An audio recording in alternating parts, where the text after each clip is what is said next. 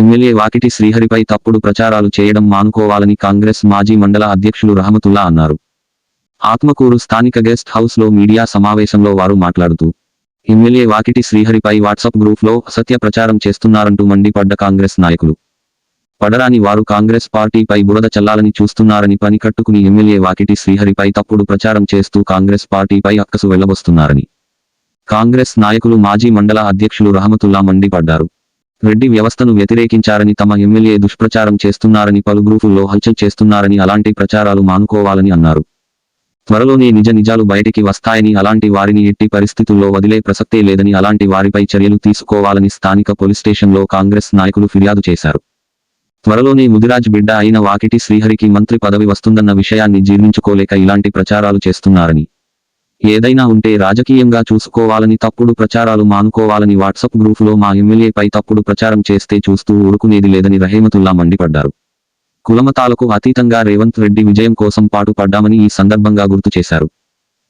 MLA గౌరవనీయులు వాకిటి శ్రీహరన్న గారిపై వాట్సాప్లో కొంతమంది పనిగట్టుకొని అసత్య ప్రచారాలు చేస్తూ ఎమ్మెల్యే గారే వాట్సాప్ చేశారు, ఈ రెడ్డి వ్యవస్థని వ్యతిరేకించారు అని వాట్సాప్ గ్రూప్లో రావడం నిజంగా ఇది దుర్మార్గమైన చర్య. ఇలాంటి మా ప్రియతమ నాయకుడు రేవంత్ రెడ్డి గారు సీఎం కావాలని మనమందరము అన్ని కులాలకు అతీతంగా ఉన్న పార్టీ ఏదన్నా ఉంది అంటే అది కాంగ్రెస్ పార్టీ. కుల మతానికి అతీతంగా రేవంత్ రెడ్డి గారు సీఎం కావాలనే ఒక దృఢమైన సంకల్పం అందరం కష్టపడి రేవంత్ రెడ్డి గారిని సీఎం చేసుకున్నాం.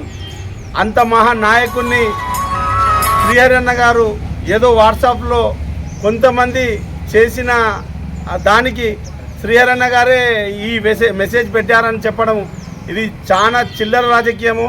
ప్రతిపక్ష పార్టీలకు ఏ ఆస్కారం లేక ఇలాంటి అసత్య ప్రచారాలు చేస్తున్నారు. దీన్ని తీవ్రంగా ఖండిస్తున్నాము. ఎవరో అది పెట్టింది రేపో ఎల్లుడో తెలిసిపోతుంది.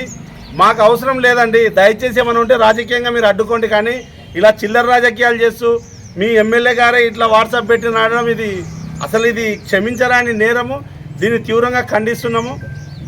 అదేవిధంగా ఇప్పుడు మంత్రివర్గ విస్తరణలో అన్నకు చోటు వస్తుంది ఖచ్చితంగా. ఇది బీసీ వర్గాలు అయితేనేమి, ఎస్సీ వర్గాలు అయితేమి, రెడ్డి వర్గాలు అందరూ కలిసి కట్టుగా శ్రీహరన్న గారికి ఒక ముదిరాజ్ బిడ్డకు మంత్రి పదవి ఇవ్వాలనే ఒక ఉద్దేశంతో అధిష్టానం ఉంది. అది జీర్ణించుకోలేక కొంతమంది వాట్సాప్లో ఇట్లా అసత్య ప్రచారాలు చేస్తున్నారు. ఖబర్దార్, అసత్య ప్రచారాలు చేసిన వాళ్ళకు తగిన మూల్యం చెల్లిస్తాము. దానికి త్వరలోనే సమాధానం చెప్తామని తెలియజేసుకుంటూ ఇక్కడికి వచ్చేసిన మండల అధ్యక్షులకి, యూత్ కాంగ్రెస్ అధ్యక్షులకి, పట్టణ అధ్యక్షులకి, కాంగ్రెస్ పార్టీకి తరఫున ఈ ప్రెస్ మీట్లో పాల్గొన్న కాంగ్రెస్ ఆత్మకూరు మండల ప్రజలందరికీ ధన్యవాదాలు తెలుపుతూ జై హింద్, జై కాంగ్రెస్.